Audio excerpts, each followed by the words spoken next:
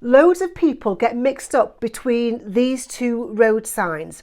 You know there's something about hills, but not quite sure what they actually mean and which one is uphill and which one is downhill.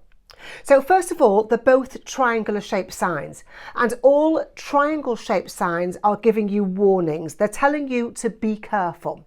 You can remember that if you make a triangle shape with your hands like this. Open your hands out, you have a W for warning. Triangle signs are warning signs. Now both of these signs are warning you you're driving towards a steep hill. So which one is which? Well, just imagine that you're reading this number. If you read this number 50, you read it from left to right, don't you? So all you have to do is read the number on the sign from left to right. If the 5 is here and the 0 is higher up than the number 5, that means it's warning you about a steep uphill slope. If the 5 is here and the 0 is lower down than the 5, then that's warning you about a steep downhill slope.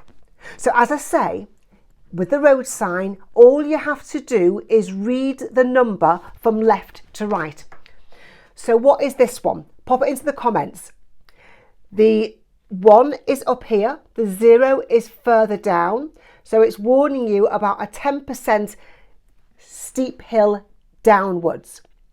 And this one here, the 2 is down here, the 0 is higher up than the number 2, so it's warning you about a steep hill upwards.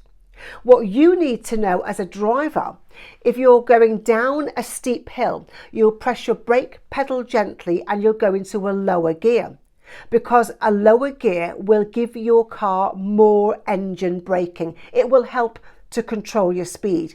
So for downhill, it's a lower gear. For a steep hill upwards, you want to send more power to your wheels. Your car is going to work harder to get up the hill.